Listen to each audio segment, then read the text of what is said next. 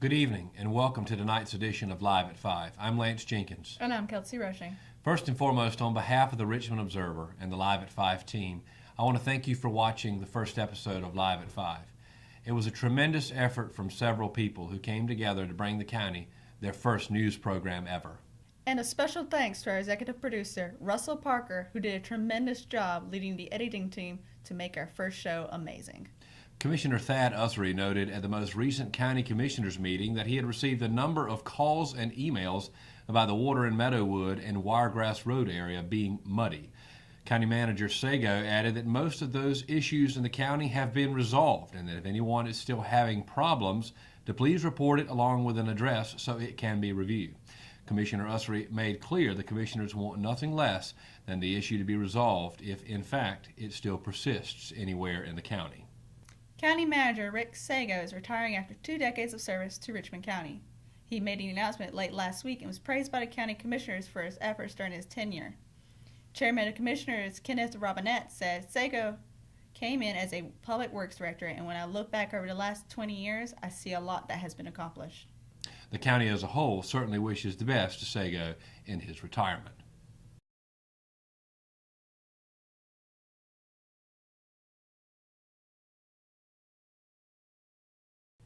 In the Live at 5 crime report, Sheriff James Clemens said today that, quote, all is quiet in the county. And that's a good thing because, you know, a lot of times you find where just the news is filled with crime. But always. In Richmond County today, though, it's been a few days where there has not been any. Which is great because, honestly, I'm tired of it personally. Yeah, I know. It's a big blessing, you know, because you go across America and that's just not the story. And it's pretty neat to see in Richmond County there's not a lot of crime right now. When we come back from break, we will recap last night's Ellerbe Town Council meeting and welcome in Ellerbe Town Councilman Jerry McKenzie. Stay with us.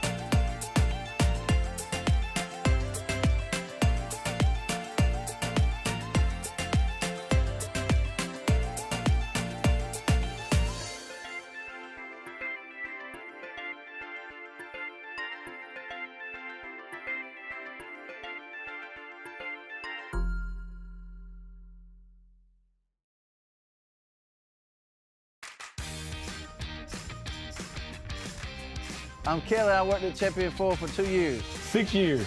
3 years. 1 year. I've been at Champion Ford for 13 years. 1 whole year. 15 years. I'm Jamie and I've been at Champion Ford for 12 years. I've been here 8 years. Champion prices, champion service, champion experience. Get treated like a champion today at Champion Ford. Just down the road from our prices, championfordlincoln.com. We are Champion Ford.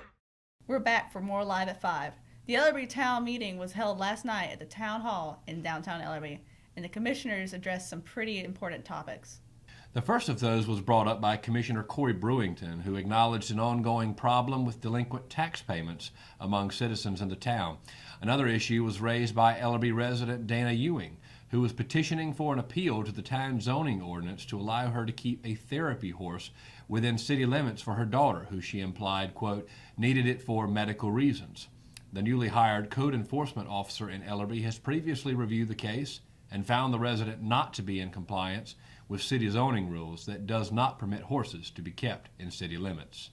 The issue is tabled until the September meeting, as Ewing will have to provide documentation that the horse is indeed a certified therapy horse and not just an adopted pet horse. If proof is given, there is a strong possibility the commissioners would consider an exception at the September meeting, but that remains to be seen for certain. And joining us live now in studio is Ellerbe Town Commissioner and the third Vice Chair of the Democratic Party for the 9th Congressional District of North Carolina, Mr. Jeremy McKenzie. Jeremy, always a pleasure to have you on the show. Thank you for the opportunity. Absolutely. We're glad to have you here. And, of course, Ellerbe, was just talking about it, had the town hall meeting last night. and a couple of big issues going on. Tell us what's going on in Ellerby.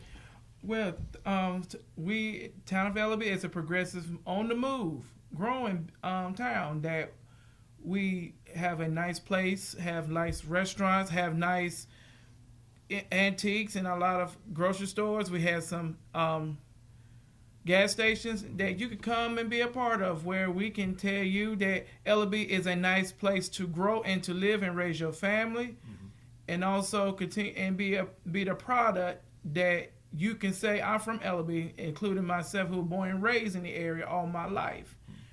And we just had our town hall meeting on last night, and we pretty much went through some things in order to get things done. The lagoon system, we closed that on last night. That's been a process going on for quite some time, and we thank my colleagues and Mayor Lee Berry for that endeavor that we did get that done. And also we did discuss about the dog ordinance where therapeutic. We have a dog ordinance a horse ordinance where there should be no horses within the city limits, providing documentation for medical reasons that if that dog is therapeutic due to a child or an adult who's going through experiencing different things in their health, then a lot of times that we can pretty much keep the horse, or we tell that the person to pretty much need to be removed. And we still put that on the table for the next 30 days concerning she gets the documentation for that endeavor, and hopefully by September we'll make our final decision on that. We just had 2 grand openings on last week. We had Talon Salon just opened. Congratulations, Brooke, on that endeavor, and Heather Rains opened up with Woodpecker. So we do have a lot of things going on to open small businesses, and traffic is moving again. And we also pretty much, a lot of things is progressing, and I enjoy what we are doing. And like I always tell people all the time in my town, we ask you to show up from 7:15 to 7:30, citizens' time to state your concerns and your issues going on in your town. We also have a 7:30, which we have a regular town hall meeting, which held every first Monday of each month. And let me, if you don't mind, too, you're obviously very proud of Ellerby. There's no doubt about that. Just if we could backtrack just a moment, let's talk a little bit about that case with the certified horse, or therapy horse. So if, in fact, she's able to prove documentation that is that something that the town hall, or the town commissioners rather, are going to consider, you think, pretty seriously? I believe they will, providing they provide documentation. Right. And anyone else would probably be expected to do the same thing. Yes, sir. Yeah, okay, great. And you are proud of Ellerby, and there is booming business in Ellerby right now. Of course, when they moved the interstate, I guess that changed traffic going through Ellerby. But you say traffic's moving in Ellerby? Yes, traffic is moving again. We have a lot of, like, the restaurants. Ellerby Springs Inn has reopened for the past couple of years. We have a couple out of Maryland that's think enough of us to come back and open up a business, which is doing well. And we also, you come up the street a little bit, we have Mama Knows, Dixie Burger, and Cindy's Cafe. We had a grand open for them back in June. Right, absolutely. Sounds like a lot going on there. What do you think is the catalyst for that? Like, what do you think has created this new momentum in Ellerby?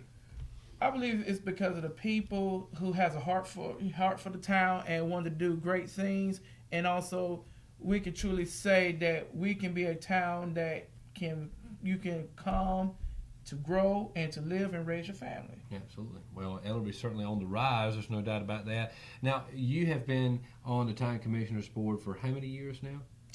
I was elected in 2015. 2015. And you plan on running again when the time comes? At this moment, I'm weighing my options right now. So when 2019 comes along, we'll see what happens. And you obviously have political ambition, and I'm sure you're going to do a great job. What are some plans are you able to disclose any political plans you might have for your career?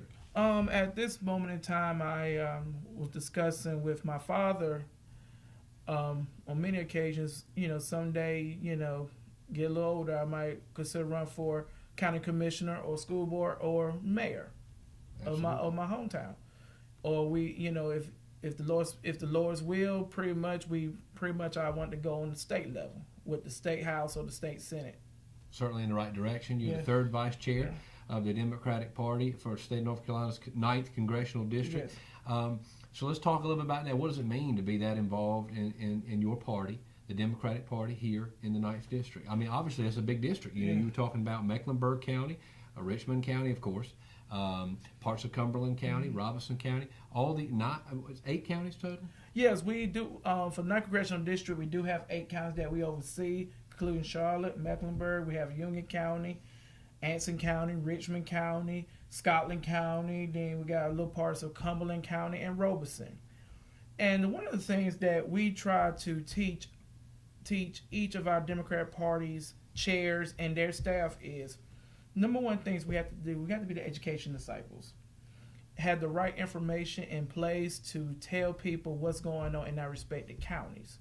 And we also try to teach them is also to show up for your town hall meetings, city council meetings, your school board, your county commissioners. Because at the end of the day, when we have that information in place, that you can go back and tell what's going on in your local counties. Because it's a sad situation where you people don't even know who their elected officials are. Yeah, that is sad. I mean, there's a lot of people who didn't know the Vice President of the United States in the last like 3 or 4 terms. Yes. If you asked, I think it was like 80% of people didn't know who that was, and this is very interesting. That translates into local community as well. And then we see this, we see the social media outcry on Facebook, Instagram, and also on Twitter, that we hear a lot of complaints within the issues of not only Richmond County but throughout the other areas. But we've tried to pretty much tell them just be part of the solution and not of the problem. And we obviously welcome not just the Democrat Party, we welcome the Republican Party. Yes. Robert Pittenger, obviously, Yes. the representative, has been very involved with sending information to the Observer so far about what his office is doing. And obviously, the Democratic Party probably varies a little bit from that. Yes. What do you think can be done better in Washington that I'm assuming the party would want to do better than what's being done right now? Well, as of right now in Washington, D.C., I see the Democrats within Congress are fighting every day, with not only with the health care bill, but what's going on overseas. And we look at it from a standpoint that if we don't continue, I'm proud of my colleagues, what's going on up in D.C. I would tell my Democrat parties in Congress, keep fighting. But at the same time, we're looking at it from a standpoint now that we need to pretty much prepare ourselves for next year. Because if we don't start doing something now, then our future's already at stake. But the future is going to be within the hands of in the hands of politicians that don't take the interest of the people. They're only interested in what they can do for themselves. All right, and Jeremy McKenzie, third vice chair of the Democratic Party for the 9th Congressional District, Ellerbe Town Commissioner. Obviously, we could be a county commissioner one day. We never know. Quite the political. I met you probably January or something like that. Yeah. I met Mr. Jenkins back in first part of the year. I think it was the January Code Auditorium. Him and his lovely wife. That's right. I remember that. At the chamber event.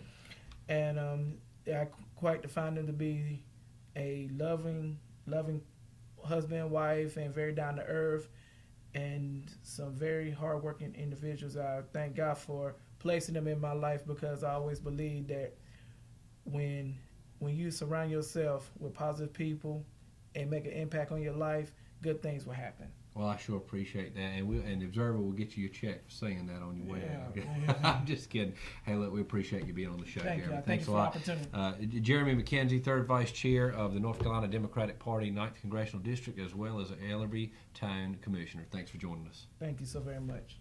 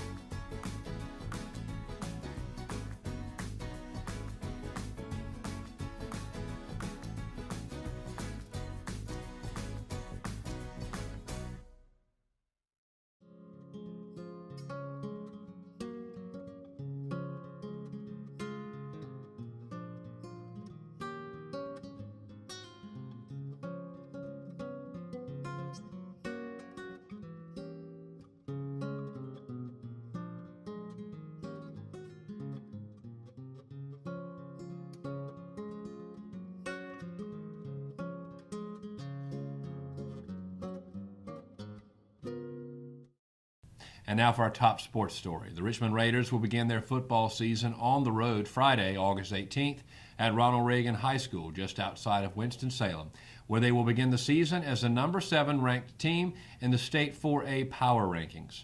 First-year coach Brian Till will then lead the team to play their first home game on Friday, August 25th against Wake Forest. You know, Brian Till, he is just a great guy. I mean, his first year, him and his wife are wonderful people, and I think they're going to have a lot of success. I'm looking forward to his first year. I wish him luck, honestly. Let's hope it goes well. Well, and of course, Richmond Raiders football is a pretty big deal, so it should be interesting to see what happens. But there's no doubt about it, Brian Till, class act. Really excited for him to have some success with the Richmond Raiders. Now, this happened nearly a week ago, but it just must be mentioned now that we have a world champion right here in Richmond County. Jamie Graham recently captured the 2017 American Cornhole Organization's World Championship of Cornhole in Owensboro, Kentucky. The Hamlet native defeated Ryan Windsor in the winner's bracket final to claim the title of World Singles Champion. For the entire story, visit richmondobserver.com. And that's a wrap for tonight's show. Join us tomorrow night as we welcome into the studio Blake Altman, owner of Evolution Health Club in downtown Rockingham, the newest gym in Richmond County. I'll tell you, Evolution Health Club, downtown Rockingham, is a really neat business. It's actually downstairs under Bold Moves Dance Company, right on Washington Street. And Blake's a great guy. And if anybody knows Blake that's watching, he's going to be really fun in the studio. I'm excited. I know I need to go to a gym at some point. Well, I need to get back into one, that's for sure. I know Blake's going to see me tomorrow night for about the first time in 30 days. So we'll certainly look forward to seeing Blake tomorrow night in the studio. And that's a wrap. Kelsey, always a pleasure doing the show with you. As well. And we're glad to have you here. Again, thank you for watching Live at 5 tonight. And one final remark from me as we close out tonight's show.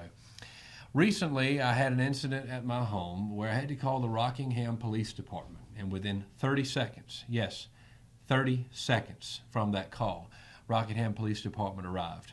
Just want to say thank you to the local police officers, not just in Rockingham and also other townships as well, but also Richmond County's Sheriff's Department. We appreciate all of our law enforcement for everything they do in the community, and I certainly appreciate you coming to our aid that night at my home.